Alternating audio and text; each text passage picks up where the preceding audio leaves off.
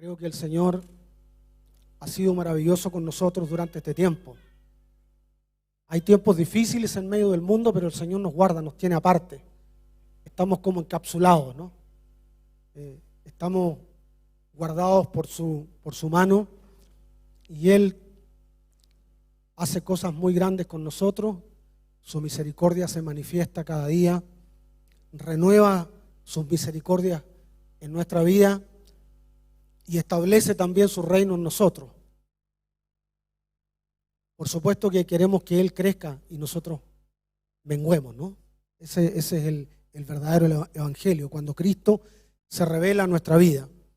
Y hoy esa ha sido también la intención y la disposición de nuestro corazón, el poder entregarle a Él adoración, entregarle a Él alabanza, exaltación, y Él se manifiesta en medio de un pueblo, de una nación pequeña, de un grupo pequeño como somos nosotros, frente a toda esa humanidad, ¿no es cierto?, que ha creído en Él, esa iglesia transversal en el mundo, que le adora y que le alaba. Y dentro de las canciones también decía que los ángeles te adoran, los ángeles también te cantan, Señor, te glorifican día y noche. ¿Ah? Día y noche le están adorando y exaltando la presencia del Señor en la eternidad. Gloria a Dios por eso. Él es grande con nosotros, como dije, y me gozo tremendamente el poder estar acá también. Cada cierto tiempo tengo la oportunidad, pero en realidad lo importante acá es lo que el Señor quiere hablarnos a nosotros. Amén, eso es lo importante, ¿no? Él es el que finalmente obra en los corazones. Y Él es el que nos ha venido también revelando palabras y nos ha venido entregando también los lineamientos que son acordes con los tiempos que vivimos. Y nosotros tenemos que estar atentos a eso, ¿no? Tenemos que estar sintonizados a lo que el Señor nos quiere hablar. Y por eso es que nosotros también tenemos que humillarnos frente a su presencia y escuchar lo que Él nos quiere justamente decir día a día. Y en ese sentido, estimados hermanos, creo que la palabra de hoy día viene en realidad a complementar, viene como a reforzar lo que ha venido el Señor entregándonos como cuerpo, como iglesia, como Cristo plenitud. Nos ha venido enseñando el Señor elementos tan importantes de su diseño, elementos tan trascendentales y eternos como es el diseño justamente del tabernáculo, del atrio, del lugar santo. Nos habla del desposorio. Hemos encontrado verdades profundas y se está cumpliendo la palabra del Señor que dice que aquellos misterios, aquellas cosas importantes, esa sabiduría del Señor la entrega a nosotros. Y la última vez que estuve acá también hice la misma pregunta: ¿quiénes somos nosotros al final y al cabo? No vemos grandes pensadores acá, ¿no? No vemos grandes intelectuales acá, ¿no? Somos el Señor, justamente a nosotros nos ha entregado ese precioso evangelio, ¿no? Un evangelio inmensamente sublime y grande. Y nosotros somos sus hijos y Él es el que se manifiesta en nosotros. Porque si eso no ocurriera, entonces estamos acá perdiendo nuestro tiempo. Pero no es así, porque nosotros hemos venido para que el nombre del Señor sea glorificado. ¿Cuántos creen eso en esta tarde? Amén. Gloria a Dios. Y por ese motivo dije de que creo que esta palabra viene a reforzar lo que el Señor ha venido tratando. Y una de las cosas que a mí me sorprende, imagínense en mis 30 años que tengo acá en Santiago, antes de que digan nada, cada vez que el Señor nos habla a través de su palabra, me sorprende que cada acontecimiento bíblico, cada relato bíblico, tiene una revelación diferente. Y nada de lo que está puesto ahí está al azar. Todo tiene un contexto, todo tiene una palabra, todo tiene una revelación, todo tiene un significado, todo tiene un mover del Señor para nosotros como iglesia. Hasta los más mínimos detalles, incluso mucho más de lo que nosotros alcanzamos a ver. Hay mucho más profundidad en la palabra que aún lo que nosotros podemos llegar a descubrir a través de lo que el Espíritu Santo nos revela. Amén.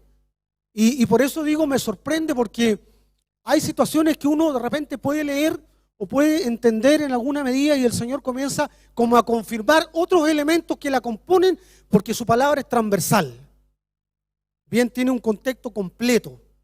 Es decir, hay elementos que están en la eternidad, que vienen, se manifiestan hoy y que están también allá, porque Él es atemporal. Amén. Él es nuestro Dios perfecto, completo, en todo. Él nos atrae. No somos nosotros los que estamos acá porque decidimos nosotros estar. Él decidió primero.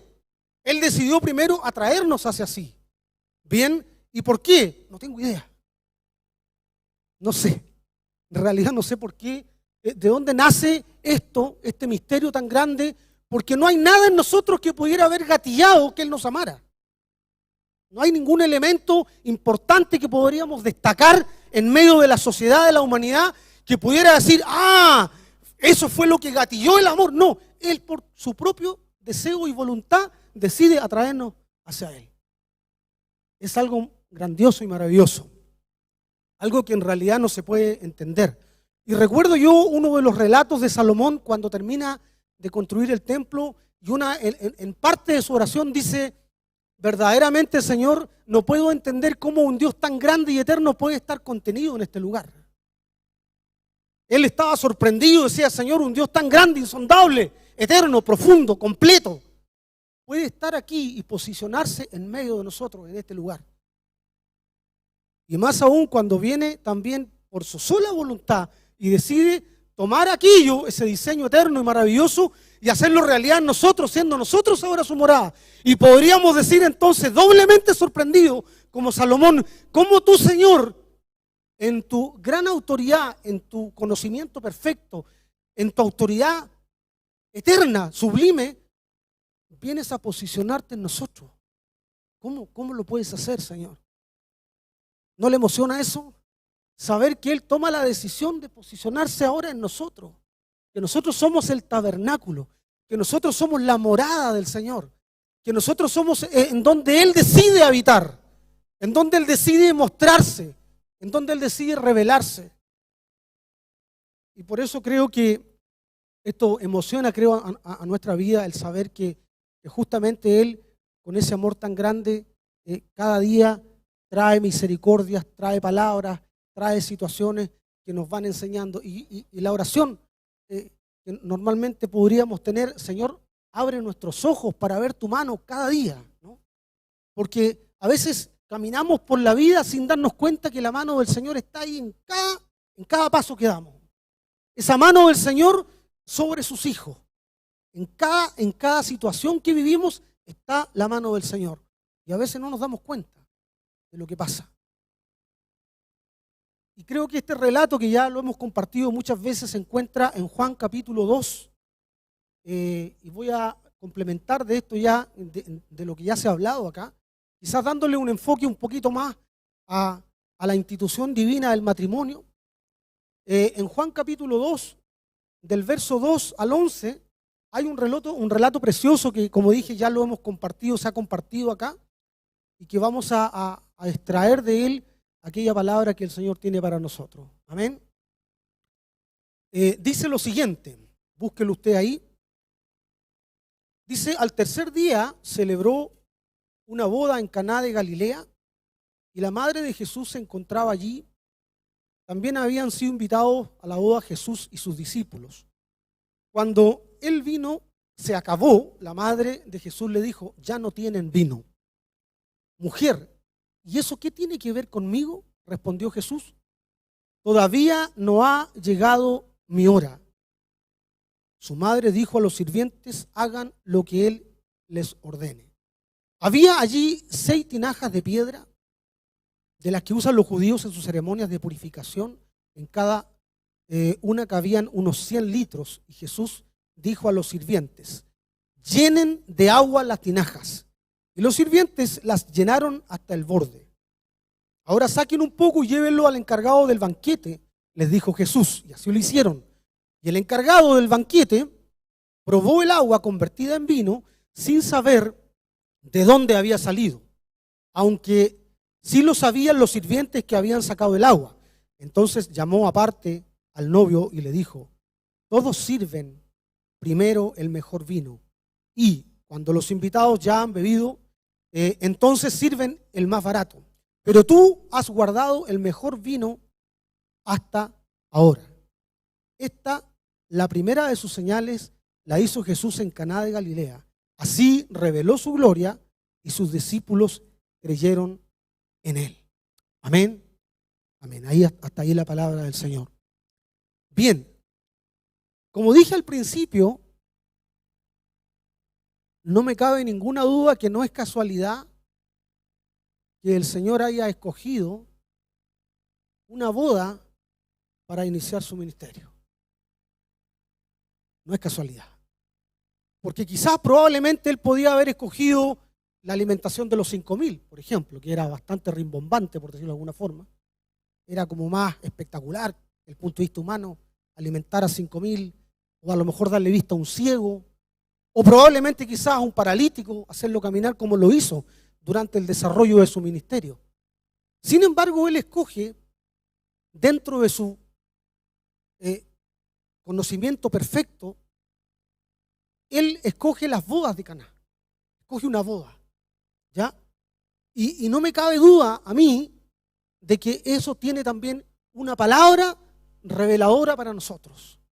Un sentido que viene a entregarnos el Señor y que quiere mostrarnos a través de este acontecimiento tan importante.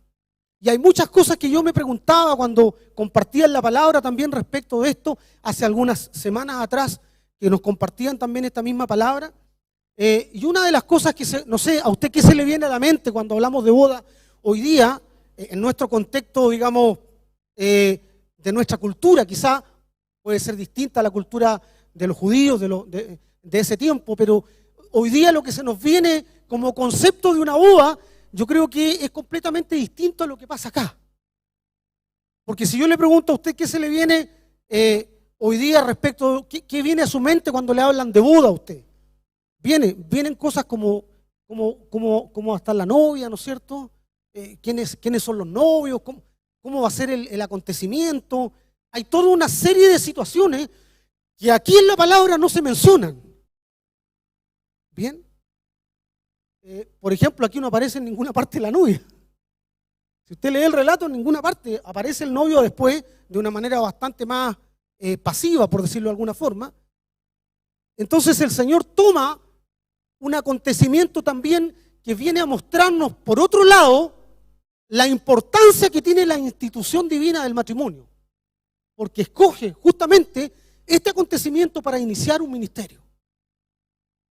Y vemos también, creo que otra de las razones que tiene que ver con esto, y ahí lo vamos a ir viendo, es como hoy día escuchábamos también al principio cuando orábamos al Señor, una de las palabras que me emociona, que es el momento de las bodas del Cordero, que leía nuestra hermana Jimenita al principio, y que nosotros nos llena de emoción saber que también al iniciar Él su ministerio, lo culminará algún día en ese momento glorioso de las bodas del Cordero. Aleluya. O sea, inicia el ministerio en una boda y también se culmina con el encuentro de su iglesia en las bodas del Cordero. Entonces hay una razón, hay un sentido por el cual Él escoge justamente este acontecimiento para traernos una luz respecto de lo que Él quiere, respecto de lo que Él quiere entregarnos y enseñarnos a través de su palabra. Amén. Y creo que otra de las cosas también importantes de mencionar es que también el Evangelio de Juan, como venía también diciendo uno de los relatos que se leían al principio de la palabra, y yo, Señor, gracias porque estamos en ese espíritu de tu palabra. Cuando se leía también al principio decía, en el principio era el verbo y el verbo era con Dios, ¿se acuerdan, no? Y vemos la conexión que tiene el Evangelio de Juan con la creación. Porque también Génesis parte en el principio, creó Dios. Y también Juan dice, en el principio era el verbo y Dios estaba ahí. Bien, entonces vemos que hay una conexión directa entre lo que menciona el Evangelio de Juan y lo que menciona también Génesis. ¿Ok? Entonces hay una serie de elementos, como decía al principio, que el Señor tiene en lo transversal, que trasciende las edades, que trasciende los tiempos, que trasciende los imperios, los momentos. Y justamente esta palabra viene como a mostrarnos que este segundo capítulo, que entre paréntesis ustedes saben que la palabra del Señor inicialmente no tenía capítulo ni versículo, era un solo párrafo, ¿no es cierto? Entonces esta es la continuación, en realidad, es de lo que viene en el contexto de la redención del capítulo 1. Por lo tanto, el Señor nos quiere mostrar aquí, a través de este relato, un elemento contundente, importante dentro de la iglesia, que es la redención, el atraernos a nosotros, el prepararnos como iglesia para llegar a ese momento del desposorio en las bodas del Cordero. Y también nos ha venido hablando el Señor del tema del desposorio. Y curiosamente, cuando comenzó a hablar del desposorio en la iglesia, se comenzaron a casar los jóvenes. Fue como algo bien especial, como confirmando la palabra. Bien, pero hay algo importante ahí. Hay algo importante porque al Señor justamente nos ha venido a decir que esta idea del desposorio es una idea, es la eternidad. Es una relación del Señor profunda que Él trae como diseño y que quiere compartir con nosotros, justamente también a través de la institución del matrimonio, que es un pacto frente al Señor. Amén. Entonces vemos acá, en el primer verso, en este relato, vemos que al tercer día, dice, se celebró una boda de Caná de Galilea y la madre de Jesús se encontraba allí, aparece así este verso. Entonces lo primero que digo yo, bueno, ¿y por qué el tercer día? Y me doy cuenta en realidad que el tercer día tiene muchos significados también dentro de la palabra. El tercer día no es solamente un relato cronológico para indicar una temporalidad dentro del relato, sino que también, como decía, hay una conexión con el Génesis, con la creación. Vemos también algo importante que ocurre en la creación en el tercer día. ¿Ah? No sé si usted recuerda de que cuando el Señor iba justamente haciendo su obra creadora en el libro de Génesis, una vez que terminaba de crear un elemento o algo importante dentro de ese primer día, dijo, y vio Dios que era bueno. ¿Se acuerdan de eso ustedes? Terminaba él su primer día y vio, y como que el Señor se detenía y decía y miraba lo que había hecho, decía, y vio Dios que era bueno.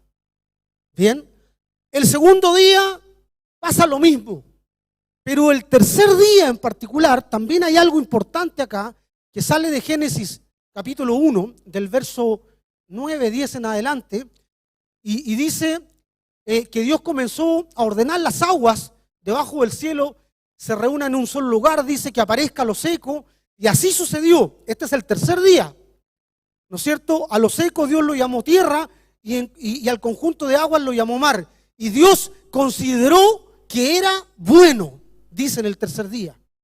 Continúa luego y dijo Dios que haya vegetación sobre la tierra, que ésta produzca hierbas que den semilla y árboles que den su fruto con semilla, todo según su especie, y así sucedió.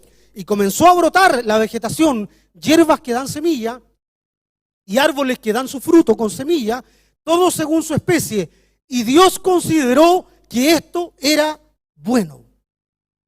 Entonces, hay una cosa importante acá. En este día en particular, que es un día único, Dios en dos oportunidades menciona la palabra y consideró que Dios consideró que lo que había hecho era bueno.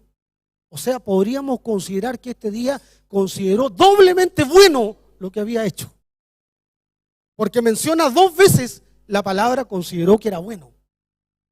Entonces, de acuerdo justamente a este conocimiento, no era casualidad que el tercer día se escogía justamente para celebrar las bodas, porque era considerado un día bueno.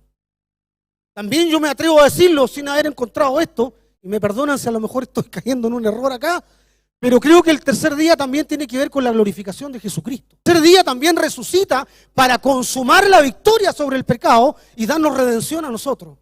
Entonces el tercer día tiene una connotación especial y no está puesto simplemente para dar una indicación temporal, sino para mostrar una profundidad que el Señor quiere revelarnos a través de este tercer día. Amén. Y por eso dice que el tercer día se celebraron estas bodas.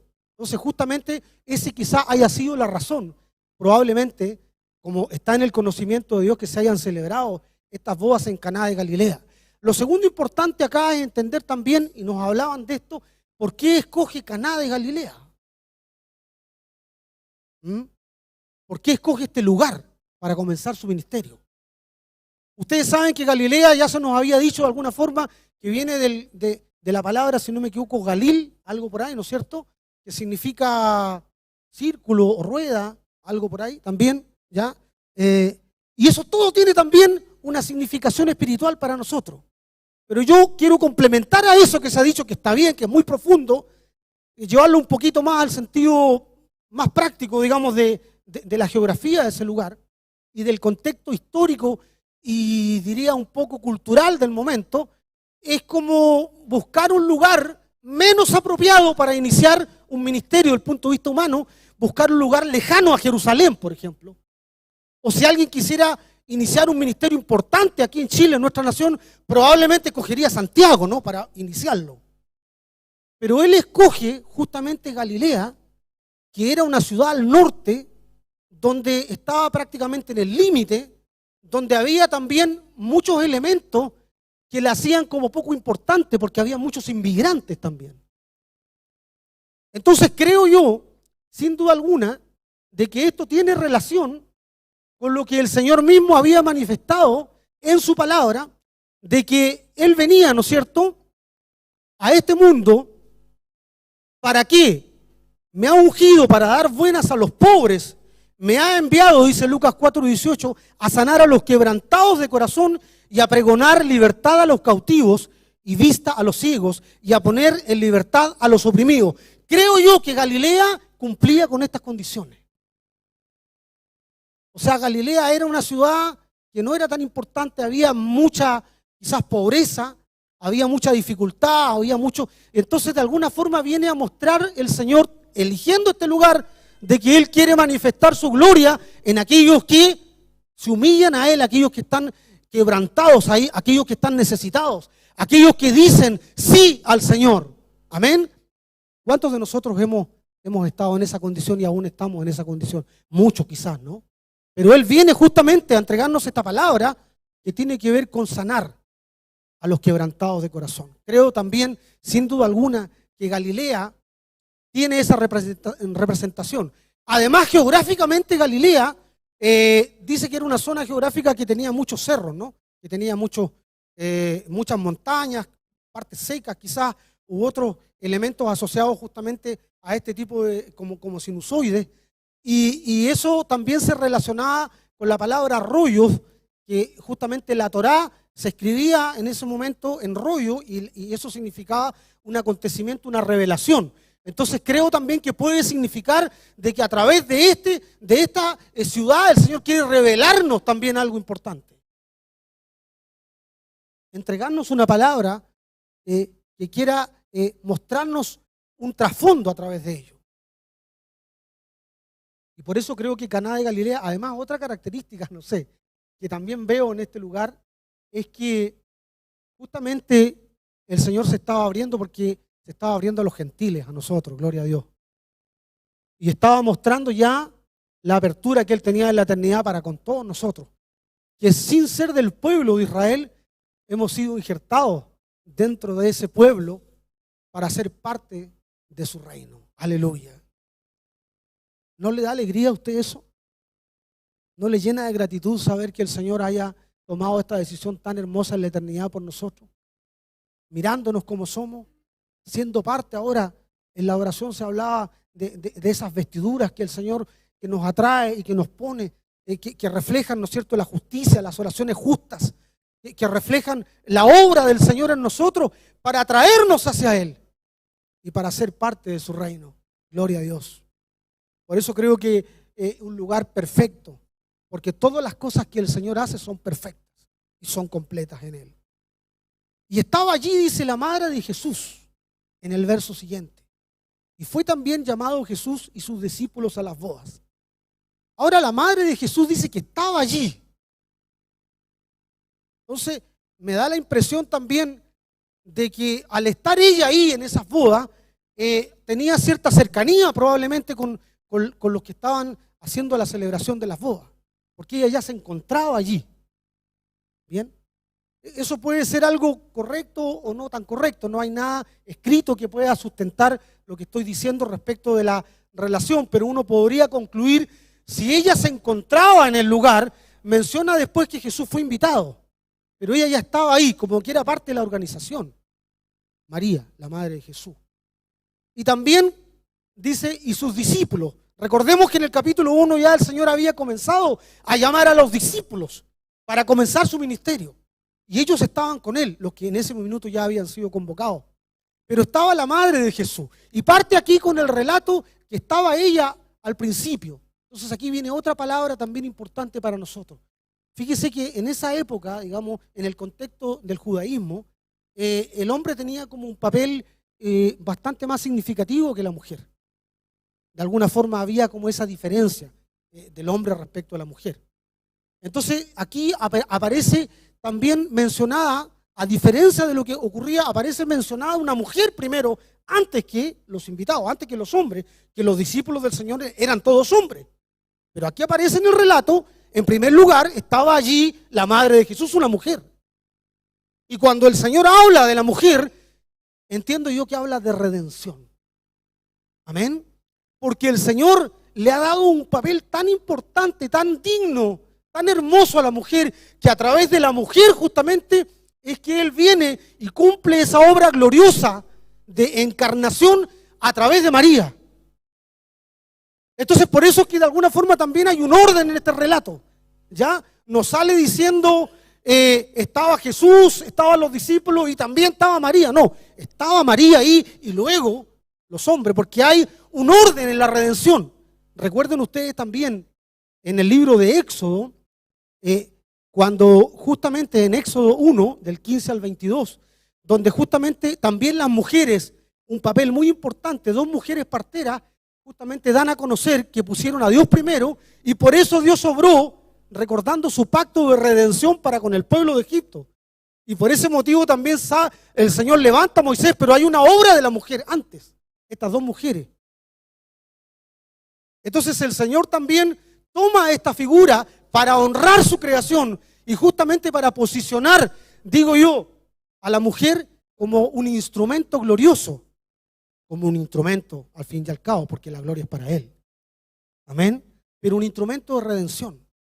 Entonces cuando se nombra a María aquí al principio, no como una madre de Dios, sino como la madre, ¿no es cierto?, como el instrumento que Dios utiliza justamente para encarnarse, viene a querer mostrarnos a través de este relato la importancia de la redención, la importancia de consumar su obra gloriosa del Señor en amor para atraernos hacia sí y poder luego llevarnos a ese acto precioso de amor y de bondad que tiene que ver con el desposorio cuando lleguemos a las bodas del Cordero.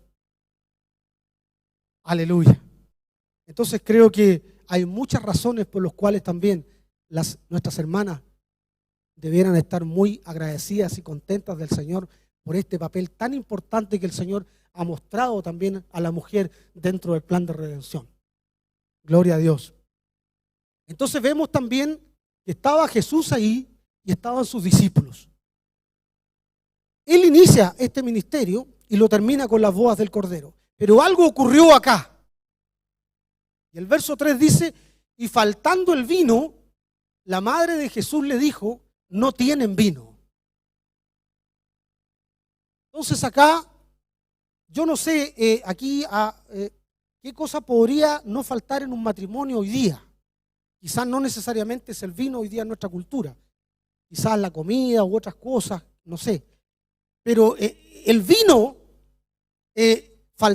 la ausencia de vino en la cultura judía o del judaísmo era pero imprescindible en una boda. O sea, no podía no estar el vino. ¿Ya? Y acá vemos que faltó el vino. Bien, alguien también podría interpretar y decir, chuta, eran buenos para tomar, alguien podría decir eso. Pero fíjese que no era así. Era muy mal visto también que los matrimonios se transformaran en borrachera. No era, y Dios no iba a estar participando, evidentemente, iniciando su ministerio en un evento, digamos, de esa naturaleza. Pero sí era muy importante el elemento del vino. Y si nos detenemos también sabemos el tremendo significado que tiene la palabra vino en la Escritura, ¿no? Y entonces acá viene viene a producirse una situación tan complicada y tan embarazosa que faltó el vino. Y el vino en el fondo también significaba o traía a la boda el concepto de alegría, el concepto de felicidad, el concepto de amor.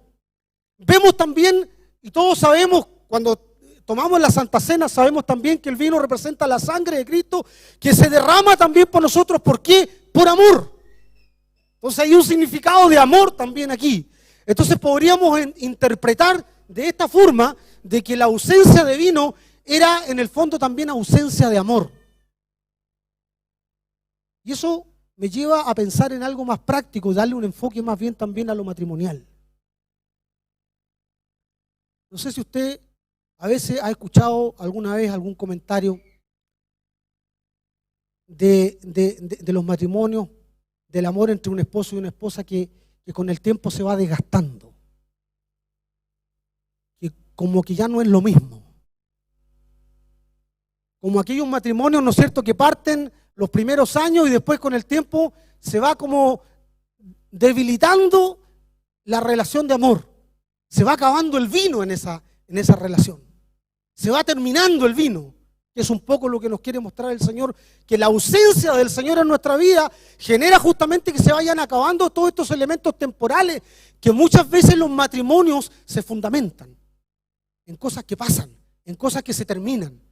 En una relación quizás asociada a la belleza, en una relación asociada a elementos que hay en común, pero no en una relación que tenga el fundamento en Cristo Jesús. Entonces la ausencia de vino justamente va produciendo esto que hoy día ha sido pero súper, diría yo, manoseado por el mundo, que es el matrimonio. Hoy día es impresionante cuando hablamos con las nuevas generaciones.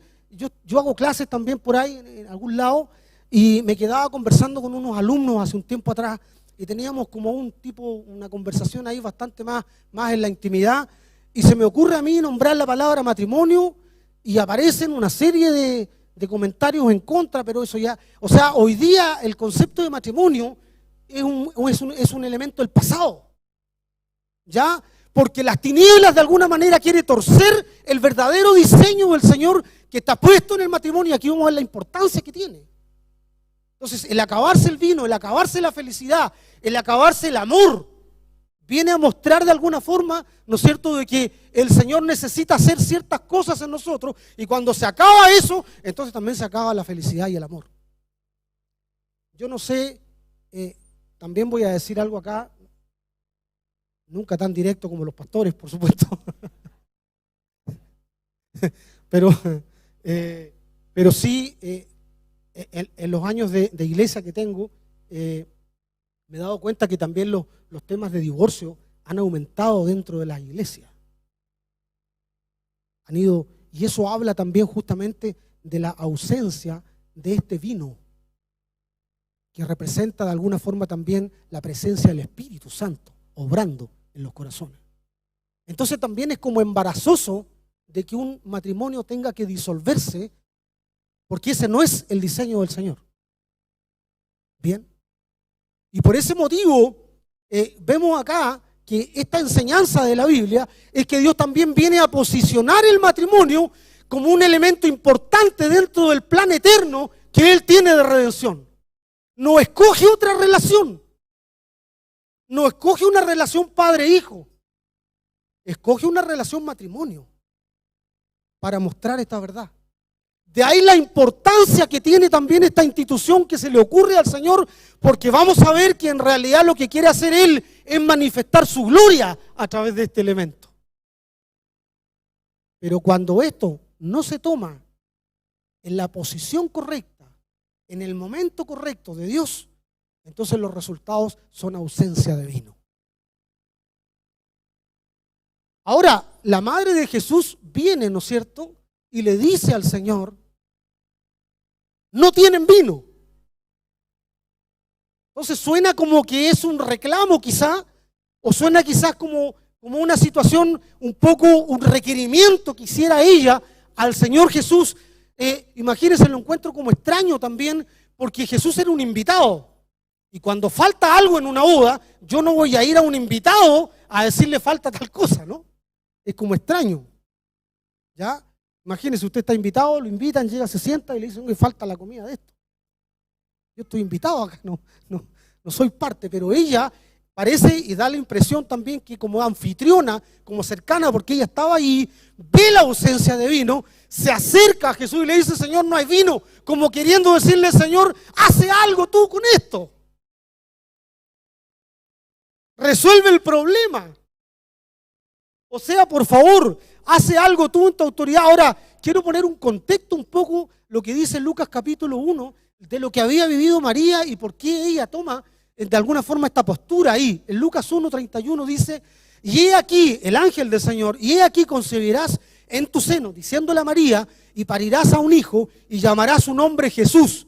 Este será grande y será llamado Hijo del Altísimo, y le dará el Señor Dios el trono de David, su padre, y reinará en la casa de Jacob por siempre, y su reino no habrá fin. ¿Qué había en la mente, en el corazón de María? Había la eternidad de Cristo. Ella sabía que ese era el Salvador del mundo. Ella sabía que el ángel le había dicho que va a concebir y que iba a concebir y que iba a tener en su vientre al Salvador de la humanidad. Y por lo tanto, en ese contexto, ella también de alguna forma quería indicar, Señor, por favor, o sea, tú eres el Salvador, ya muéstrate quién eres. Quizás habían comentarios de ella o rumores al respecto, porque seguramente como ella había tenido una situación bastante complicada, como ustedes saben que José también creyendo en el Señor, él sabía que él no era el Padre, había un milagro del Señor, había una serie, un contexto, un entorno. Entonces había como un ahogo, podría yo decir en María, por favor que quede claro que Él es el Jesucristo, Él es el Salvador del mundo. Entonces por eso un poco se entiende la idea que María va y le dice a Jesucristo, le dice, bueno, no tienen vino. Queriendo mostrar el conocimiento que ella tenía del Salvador. De alguna forma también nosotros, hermanos, sabemos quién es nuestro Señor. Y sabemos quién es Él. Y queremos que Él actúe en nuestras vidas, amén, en todo momento. Pero la respuesta del Señor en el verso 4, y le dice Jesús, ¿y qué tengo yo contigo, mujer? Aún no ha venido mi hora. ¿Qué le parece la respuesta de Jesús a María? ¿Qué le hace pensar a usted? Yo en realidad cuando lo leí también y lo vimos y lo han venido también hablando nuestros pastores, hemos entendido algo más, pero al leerlo así, sin ese entendimiento, suena como un reproche quizás, ¿no? O podríamos decirlo, bueno, ¿y a mí qué me interesa eso? ¿No? ¿Qué tengo que ver yo con esa ausencia de vino? Pero fíjese que analizando en realidad la profundidad de esta parte, ¿qué tiene que ver conmigo eso, mujer, de alguna forma? Era un concepto de respeto. Primero vemos que no le dice madre, le dice mujer. Y es como en nuestro lenguaje hoy día, es un término que se usaba pero con respeto, decir, como decir dama, como decir señora. No era un término despectivo. Era como posicionar, y ahí entendemos lo que quiere mostrar de alguna forma el Señor aquí es marcar una diferencia de lo que realmente es una transición, y esto quizás tiene una profundidad mayor, desde lo que era el tema asociado a la ley, a la gracia, de lo que tiene que ver con su posición familiar de hijo a Cristo. O sea, en el fondo Jesucristo le decía, yo ya estoy en una posición de tu Salvador. ¿No? Porque Él comienza su ministerio. Entonces le dice mujer, no le dice madre. Porque Él era el Cristo. Porque Él en ese rol estaba haciendo su papel mesiánico en ese minuto. Entonces le dice, bueno, mírame ahora como tu Señor, porque soy tu Salvador. Bien, y yo creo que ella como madre de alguna forma también en ese plano humano, digamos, queriendo también generar en él algo o un requerimiento en algo, él le responde con esto y le dice, no ha venido aún mi hora. ¿A qué se refería el Señor con su hora? O sea, también podemos entender que en su posición de Jesucristo, de Salvador, Jesucristo en muchas ocasiones lo menciona, que Él no hace la voluntad, su propia voluntad, sino la voluntad de el que me envió. Entonces, en el fondo le está diciendo a María, ¿sabes qué? Yo en esta posición de Salvador y de Jesucristo ya no hago lo que me indique las personas, lo que me indique la familia. Un poco también posicionando el orden de prioridad que Dios da justamente al llamado que Él tiene, indicando, bueno, yo soy el Señor. Y para mí la prioridad es lo que el Padre me diga. Y la familia viene, y es el mismo tono, es exactamente el mismo tono que utiliza cuando está Jesús en la cruz. ¿Se recuerdan ustedes?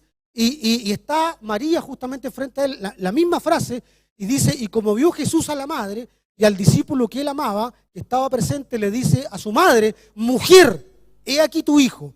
Y después le dice al discípulo amado, he aquí tu madre. Es la misma frase, es el mismo concepto. Justamente Juan 5:30 viene a confirmar esto cuando Jesucristo dice, yo no puedo hacer nada por mi propia cuenta.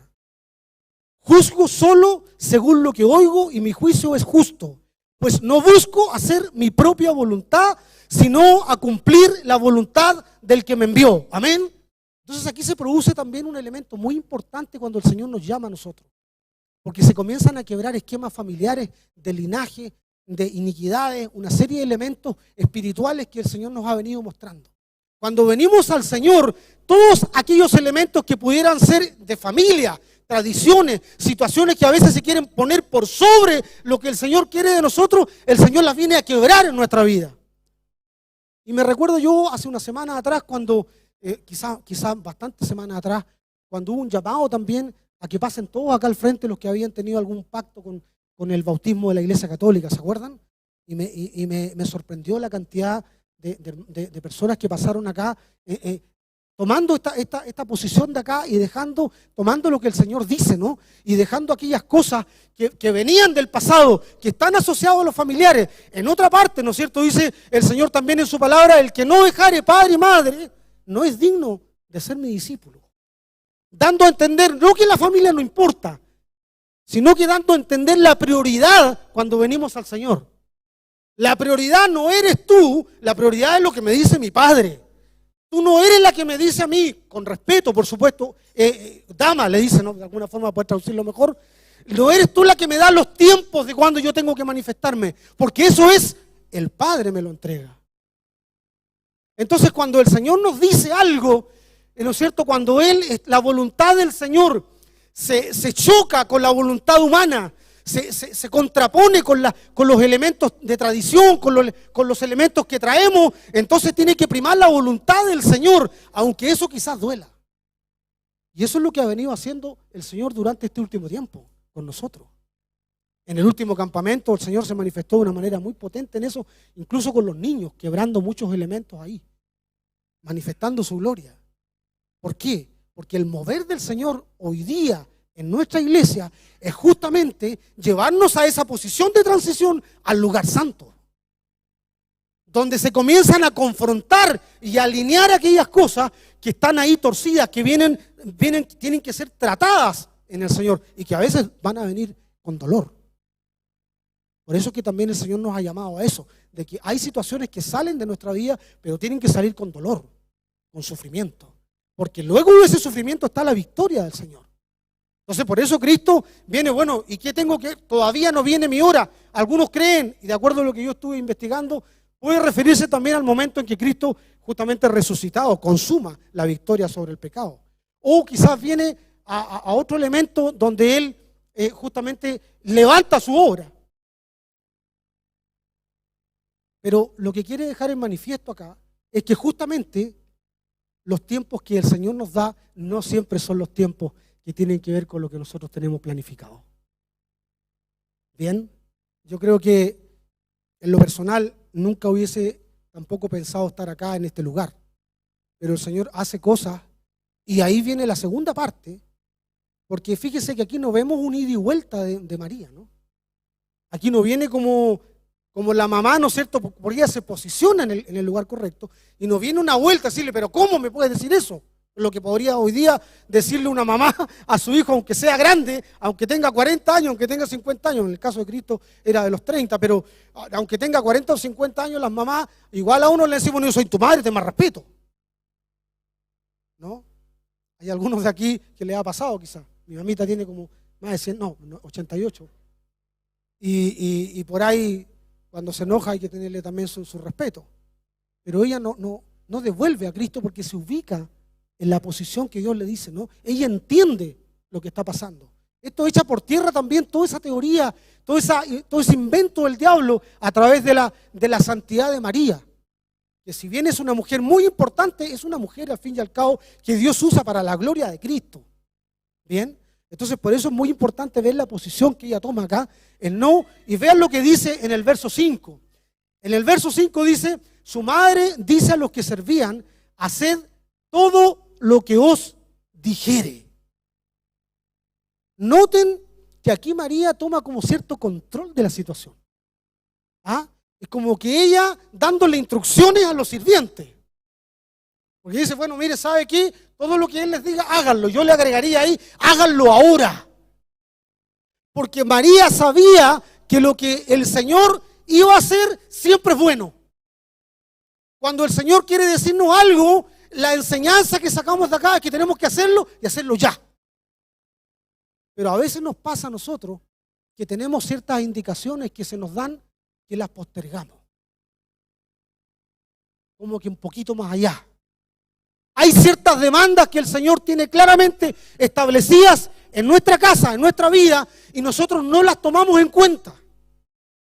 Por eso es que María dice, hagan todo lo que les dice. O sea, cumplan a cabalidad y háganlo ya. Buscaba yo ese significado que justamente tiene esa connotación de inmediatez, o sea, de hacerlo en el momento. Es en el tiempo que Dios indica. Las cosas que el Señor viene a establecer en nosotros son en los tiempos que Él indica, y cuando Él indica esos tiempos hay que hacerlo ya. Hay que ejecutarlo ya. Entonces, ¿cuántas cosas que nosotros tenemos ahí enredadas, que las tenemos postergadas, porque no hemos entendido lo que el Señor quiere que hagamos las cosas cuando Él nos dice que las hagamos? Cuando Él nos demanda que las hagamos, las tenemos que hacer. Cuando Él demanda obediencia, es ya, ahora. De ahí tengo muchas historias en lo personal donde no he sido tan obediente. Y creo que ustedes también, a lo mejor, no sé, cada cual sabe su relación con el Señor, pero el Señor quiere que nosotros seamos y nos sujetemos a Él ya. En ciertas situaciones de la vida. Y no en ciertas situaciones, en todas las situaciones de la vida. Siempre hay una palabra del Señor. Cuando el Señor nos confronta, y una de las cosas que hemos aprendido también durante este último tiempo, es que siempre tenemos que tener una palabra para lo que estamos haciendo. ¿Ya? O sea, estamos emprendiendo algo, una palabra del Señor. Estamos tomando una decisión, una palabra del Señor. Eso significa hacer lo que Él quiere.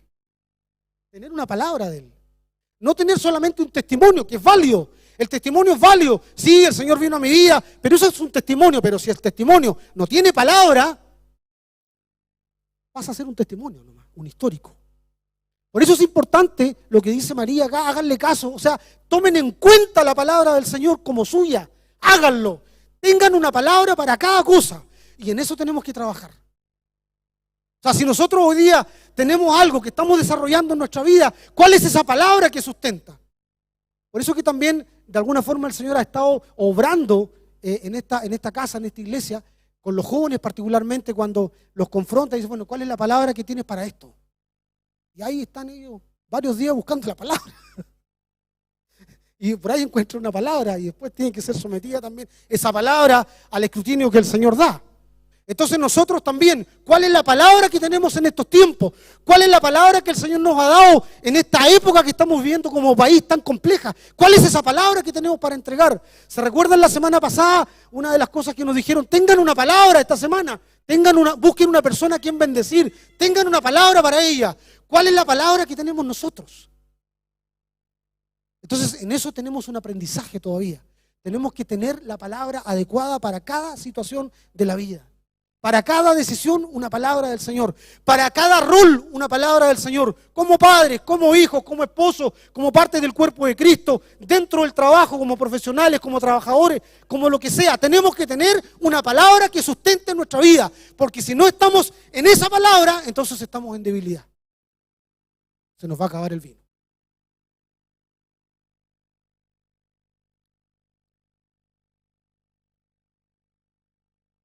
Luego, en el verso 6, y estaban allí 6 tinajuelas. Yo tomé distintas versiones, parece que las embarré un poco porque veo que tengo hartas. No tomé una sola. Me van a perdonar, ahora me doy cuenta que fui sacando, entonces ahí como que me enredé un poco. Pero entienden ustedes el verso 6. Dice, y estaban allí 6 tinajas de piedra para agua, conforme a la purificación de los judíos, que cabían en cada una 2 o 3 cántaros. Nuevamente acá, una palabra importante del Señor. Estas 6 tinajas, hermano, también hay una serie, hay tantas cosas que el Señor nos quiere enseñar con su palabra que yo me sorprendo, porque una de las cosas que sabemos, por ejemplo, que el número 6 tiene que ver con lo humano, ¿no? Y podríamos decir que es la gracia redentora del Señor actuando hacia nosotros como hombres. ¿Ve qué hermoso? O sea, hay 6. Podríamos también decir de que las tinajas eran elementos quizás desde el punto de vista no muy dignos, no estaban por ahí arrumbados, se usaban también para la purificación, otro concepto, pero eran tinajas que podrían representar sin duda alguna cómo somos nosotros. ¿Quiénes somos nosotros?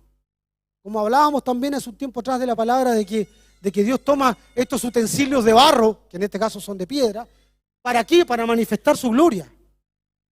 Porque finalmente lo valioso es el contenido, que es la gloria del Señor. Entonces, claro, aquí estaban estas tinajas. Entonces, estas tinajas, ¿qué representan? Creo que representan de alguna forma también lo que somos nosotros. Seres que estamos vacíos sin el Señor. Personas que no tienen sentido en la vida si no está Cristo en nuestras vidas.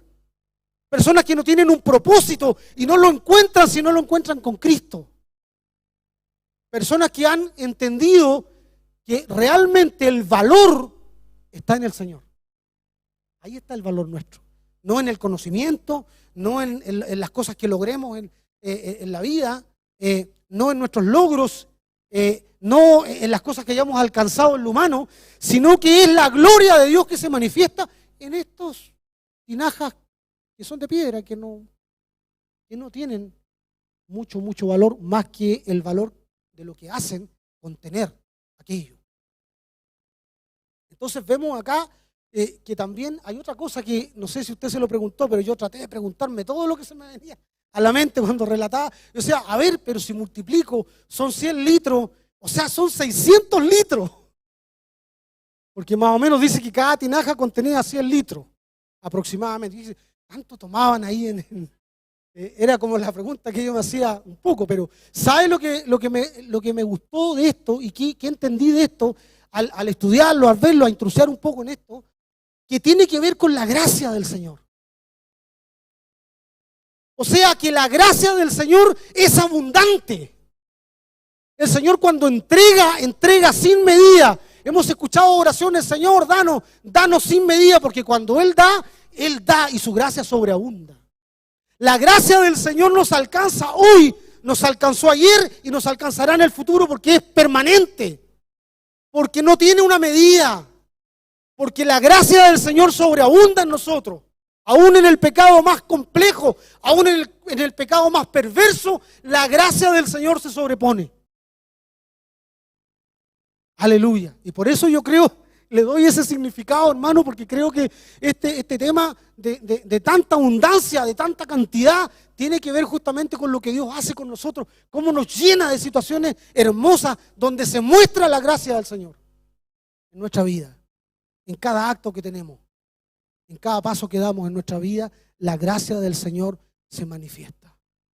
Aleluya. ¿Cuántos han vivido la gracia del Señor? ¿Cuántos la viven cada día? ¿Cuántos la experimentan cada día? Cuando se levantan al acostarse, en las situaciones difíciles, situaciones familiares, situaciones conflictivas en el trabajo, en lo laboral, en lo económico, en las enfermedades. La gracia del Señor nos sustenta. Bien, y la gracia del Señor también nos alcanza hasta el día en que Dios nos permita vivir en esta tierra. Cómo Él ha sido con nosotros. Cada uno tiene su propia experiencia. Una de las cosas que yo siempre le reclamaba, ya no la reclamé más porque estaba totalmente equivocado, era al Señor cómo sufría mi padre en sus últimos años de vida, digamos, cuando ya estaba por irse. Y era la gracia del Señor lo que lo sustentaba. Después entendimos que en el sufrimiento hay bendición también. Hay obra del Señor, hay gracia del Señor. O sea, ¿qué quiero decir? No estamos diciendo nosotros que vamos a ser masoquistas en ese sentido. Estamos diciendo de que siempre la gracia está, hay que verla, la gracia del Señor está siempre con nosotros. Aún en esas situaciones que a veces no vemos la mano del Señor, ahí está la gracia del Señor, hay algo detrás. Hay algo que está detrás.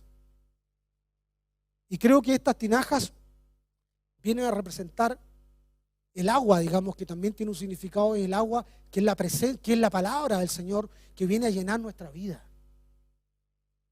Viene a llenar, viene a transformar nuestra vida. Viene a darle un sentido a nuestra vida. Bien, esta agua maravillosa que es la palabra fluyendo en nosotros. Recuerden que, bueno, toma el agua, ¿no es cierto? Y es convertida en vino por un milagro del Señor, así como aludiendo a aquel momento donde también Moisés, recuerden que hace un milagro, y el primer milagro para el faraón fue que convirtió justamente las aguas del Nilo en sangre, ¿se acuerdan de esa vez? Pero esto viene como a decir, eso era una sombra de aquello, porque ahora viene Cristo a transformar lo que era de la ley en gracia. Lo que hizo el Señor es tomar de eso, ¿no es cierto?, que es la palabra de Él, que viene a transformar nuestra vida, y a través de su sangre viene a entregarnos del Espíritu Santo.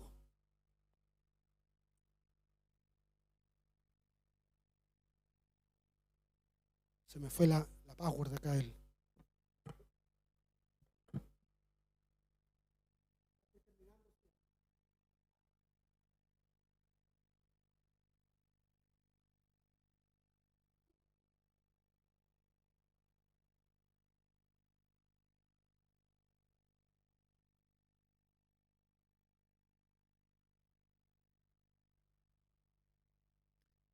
El agua, también recuerden ustedes cuando, en esa también que nos han hablado acá, se recuerdan ustedes de Nicodemo cuando Nicodemo fue al maestro de noche y el Señor le dice, de cierto te digo que el que no naciere de agua y del Espíritu no puede entrar en el reino de Dios.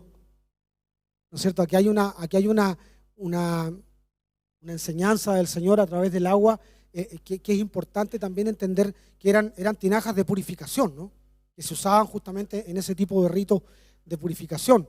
Y justamente acá, en esta parte, viene la importancia que tiene el agua, y le dice a Nicodemo, el que no naciere del agua y del Espíritu, narrando, creo yo, de alguna forma también el milagro de luego del agua pasarlo y convertirlo en vino. Porque es la presencia de Dios que Dios mismo en su ministerio cumple cuando a través del bautismo de Juan, ¿no es cierto?, Él es bautizado en agua y luego es también lleno del Espíritu Santo en la paloma, que viene a ser la obra milagrosa a través de lo que es también convertir el agua en vino.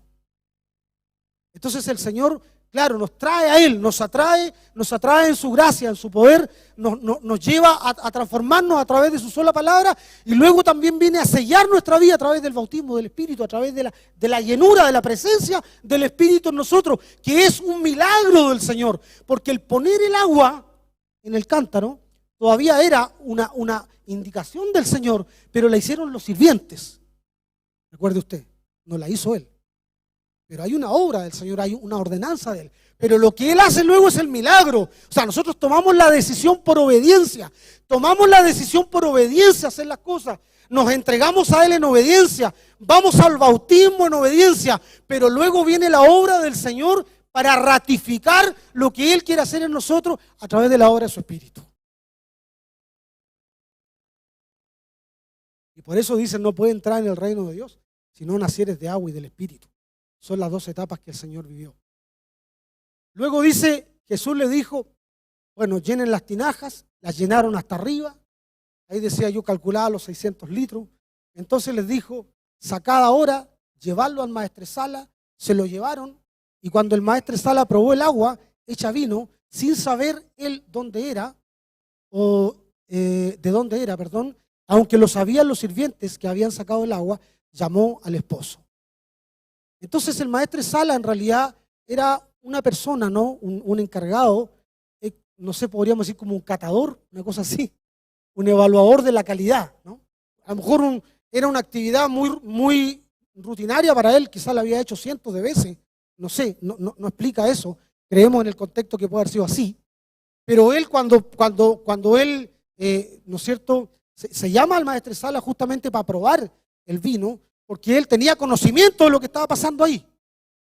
Bien, entonces aquí vemos que esa experiencia de discernir la calidad del vino era de este hombre, y él es llamado, ¿ya? Entonces viene en el verso 10, y con esto ya vamos finalizando, dice, y le dice al novio, todo hombre sirve primero el buen vino, y cuando ya ha bebido mucho, entonces el inferior, de menor calidad. Entonces, lo que ocurre acá es algo tremendamente importante, hermano, porque justamente el maestresala no sabía que el Señor había hecho un milagro, pero él ve el resultado del milagro. ¿Ok? Entonces, si lo llevamos también al ámbito del matrimonio, que es esta institución tan sagrada, lo que en realidad el Señor quiere hacer con nosotros, hermano, no sé cuántos matrimonios hay acá esta tarde, pero el propósito del Señor es justamente de lo bueno a lo mejor. O sea, de algo que parte al principio y luego es superior.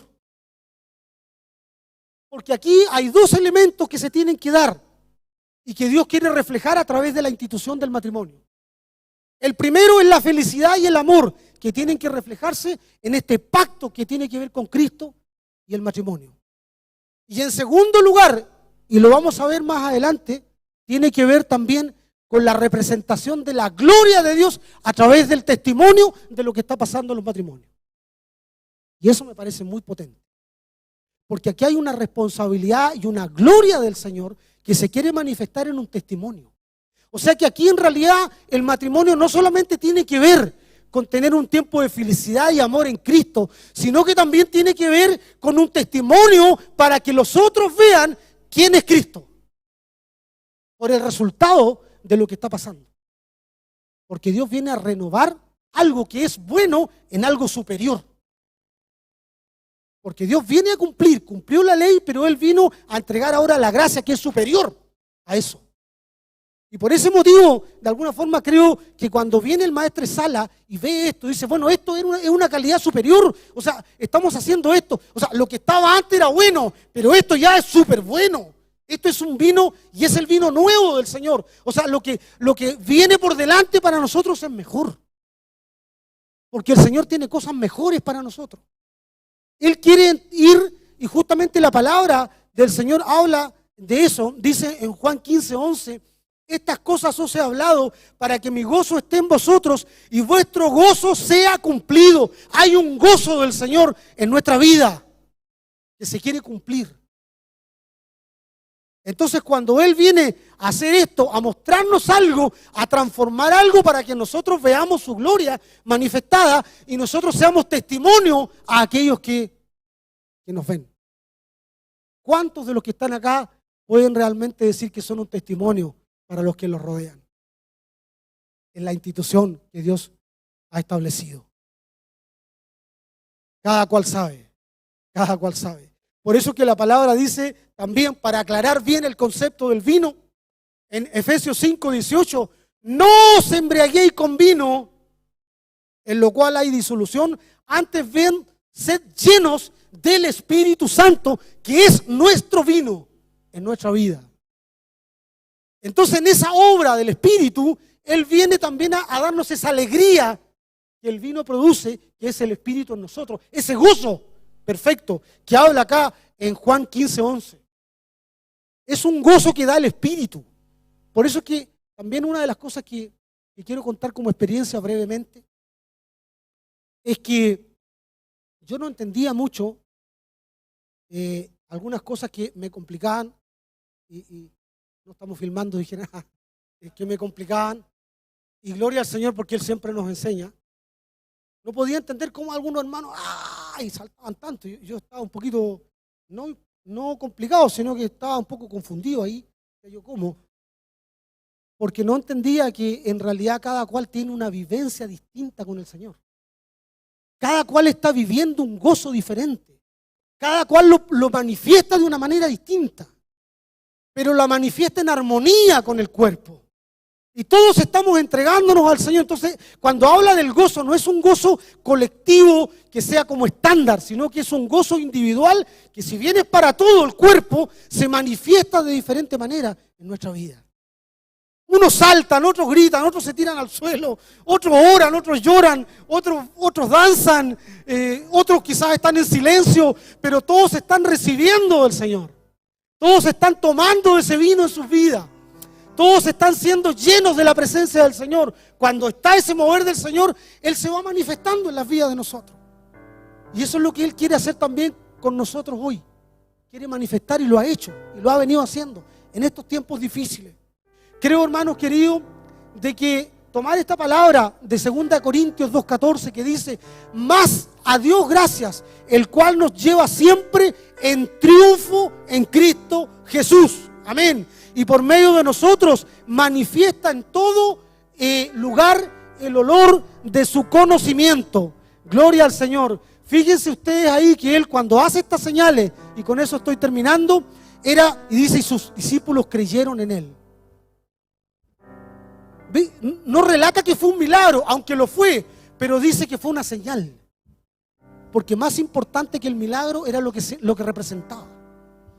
Porque en realidad lo importante en sí no era que convertía tanto el agua, sino que lo que significaba el convertir el agua en vino, lo que significaba la boda, lo que significaba la presencia de Él ahí, lo que significaba el testimonio, lo que significan las tinajas. O sea, eso es lo que, por eso es una señal, es un inicio de su ministerio. Y es importante, ¿no es cierto?, lo que nosotros vivimos cada día como una señal al mundo, porque ahí los discípulos creyeron. Dice, y ellos creyeron en Él. Entonces el Señor nos muestra cosas y nosotros tenemos que también entregar ese testimonio a través, por ejemplo, de la institución del matrimonio, en donde el mundo vea que sí es un diseño del Señor, que sí vamos de triunfo en triunfo, que sí es como el buen vino que se saca, que después va en aumento, que nuestra relación en el matrimonio, en lo terrenal, en lo práctico, va creciendo, no que estamos resignados. No que vivimos, digamos, como dos desconocidos en el tiempo, donde al final yo ya sé cómo es él, yo ya sé cómo es ella que haga lo que quiera, estamos porque tenemos que estar. No es así. El Señor lo que quiere es entregarnos de triunfo en triunfo y que saquemos ese vino, el vino bueno que es del Señor, porque nos va a llevar a experiencias mejores en el Señor. Y el mundo tiene que ver eso. ¿Cómo podemos hablar y predicar del Señor si nuestra vida está lejos? Si nuestro propio hogar a veces está en situaciones que son deplorables. Cuando aquí la palabra del Señor nos viene a decir, por eso nos está acercando Él, por eso nos está alineando, por eso nos está llamando a que nosotros vayamos tras ese camino. No es fácil. No es fácil. Hay dolor quizás en muchas cosas, pero Él nos quiere traer a entregarnos ese vino nuevo del Señor.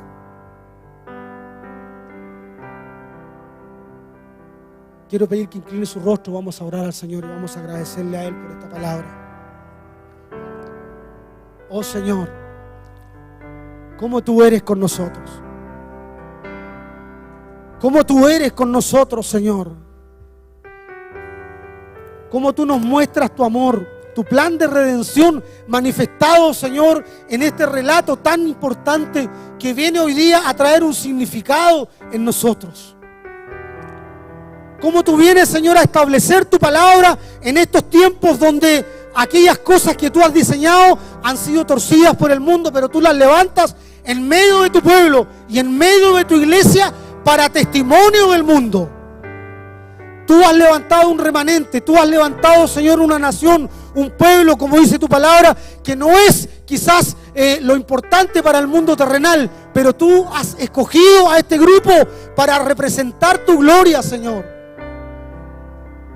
Eres Tú nuestro Padre, eres Tú nuestro Señor.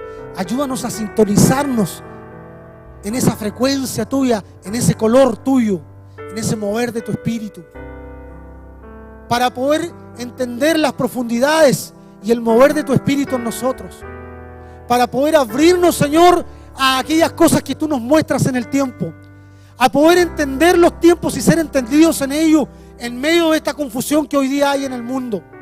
Donde vayamos, Señor, entreguemos una palabra que dé vida, una palabra que hable, y no solamente una palabra, una vida que refleje lo que tú haces en nosotros. Tú estás restaurando hogares, Señor. Tú estás transformando vidas en esta casa. Tú estás haciendo obra también con nuestros hermanos en ADN. Tú estás tratando con ellos, Señor, porque tú quieres una iglesia que has atraído a ti para santificarla por tu sola decisión, por tu solo amor. Señor, entregamos con gratitud un reconocimiento a lo que tú eres. Y que esta palabra, Señor, que viene a complementar lo que hemos venido escuchando de tu obra, del desposorio, de lo que es el matrimonio que se consumará en las bodas del Cordero con tu iglesia. Queremos estar ahí, somos parte, Señor, de esa novia, de esa esposa que se prepara para llegar en ese momento sublime donde algún día, Señor, estaremos contigo en la eternidad. Gracias, Señor, porque tú nos has llamado y nosotros hemos atendido a ese llamado. Permite que no nos alejemos, Señor, que seamos obedientes a ti, porque tú cuidas y proteges a los que te aman y a los que creen en ti. Gracias por este tiempo maravilloso que tú nos das, Señor. En Cristo Jesús. Amén y amén. Gloria a Dios. Que Dios les bendiga mucho. Que Dios les bendiga mucho. Que Dios les llene esta semana. Que sea una semana hermosa para todos. Amén. Aunque a veces las cosas no se ven muy buenas, pero el Señor para sus hijos tiene cosas, como dice acá, el buen vino. Lo mejor está por venir. Es el Señor en nosotros. Que Dios les bendiga mucho.